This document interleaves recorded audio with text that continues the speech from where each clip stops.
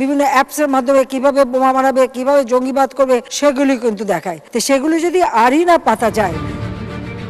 রাজনৈতিকভাবে কাউকে হেনস্থা করতে হলে আগে টার্গেট করা হতো ব্যক্তিকে, তারপর তার মোবাইল ফোনে আড়ি পাতা হতো। ব্যক্তিগত বা স্পর্শকাতর আলোচনা প্রথমেই ফাঁস করা হতো বিভিন্ন সামাজিক যোগাযোগ মাধ্যমে, তারপর প্রযুক্তি নিয়ে কাজ করে এমন প্রতিষ্ঠানকে ব্যবহার করা হতো সেসব ফাঁস করা বিষয়গুলোকে ছড়িয়ে দিতে।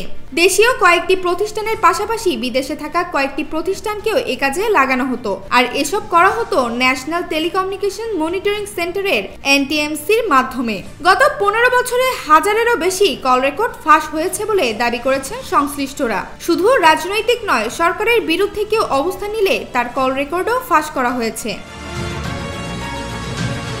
এমন নজির রয়েছে মানুষের মোবাইলে আড়ি পাতা, নজরদারিতে রাখা Facebook, Messenger, X, Telegram, Viber, imo ও স্কাইপিতে, এমনকি ওয়েবসাইট, ব্লগ ও ইমেইলে আড়ি পাতার অভিযোগ ওঠা বিতর্কিত টেলিযোগাযোগ পর্যবেক্ষণ কেন্দ্র NTMCর বিলুপ্তির দাবি উঠেছে।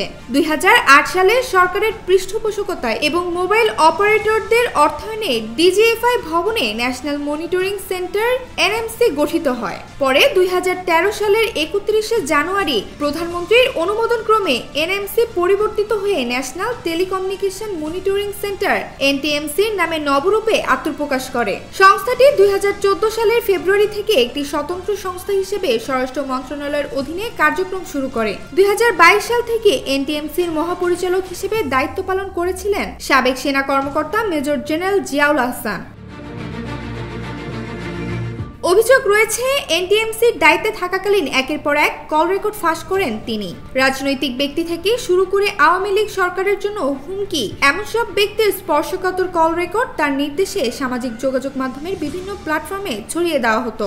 এসব কল রেকর্ডের উপর ভিত্তি করে রাজনৈতিক ব্যক্তিত্ব থেকে শুরু করে অনেক সুশীল সমাজের লোকজনকে গোয়েন্দা সংস্থার মাধ্যমে নানাভাবে চাপ সৃষ্টি করা হতো। 7টি সুনির্দিষ্ট উদ্দেশ্য নিয়ে NTMC গঠন করা হলেও মূলত সংস্থার বিরোধীদের দমনে সংস্থাটি কাজ করেছে বলে দাবি করেছেন টেলিযোগাযোগ সংশ্লিষ্টরা। প্রতিষ্ঠানটির প্রতিষ্ঠাকালীন লক্ষ্য নির্ধারণ করা হয় সরকারের নির্দেশক্রমে ক্ষমতাপ্রাপ্ত সংস্থাসমূহকে আইনানুগ ইন্টারসেপশন সুবিধা প্রদান এবং নির্ধারিত কর্তৃপক্ষকে যোগাযোগ সংক্রান্ত গোয়েন্দা তথ্য দিয়ে সহায়তা প্রদান।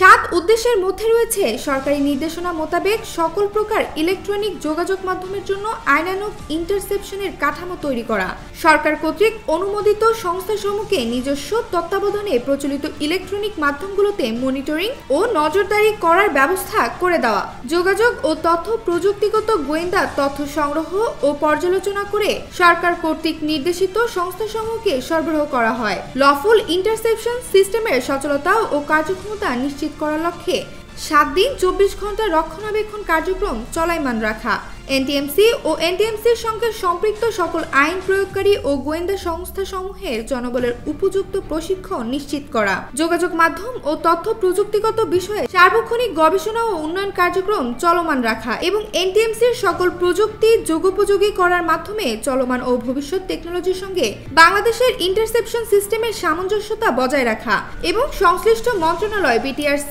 আইন প্রয়োগকারী ও গোয়েন্দা সংস্থার সঙ্গে সার্বক্ষণিক যোগাযোগ ও সমন্বয় সাধন করে লফুল ইন্টারসেপশন কার্যক্রম গতিশীল রাখা। বাস্তবে প্রতিষ্ঠানটি এ ধরনের কাজের সঙ্গে খুব কমই সম্পৃক্ত ছিল। এই প্রসঙ্গে বাংলাদেশ মুঠোফোন গ্রাহক অ্যাসোসিয়েশন সভাপতি মহিউদ্দিন আহমেদ বলেন, এই সংস্থার কার্যক্রম সংবিধান পরিপন্থী।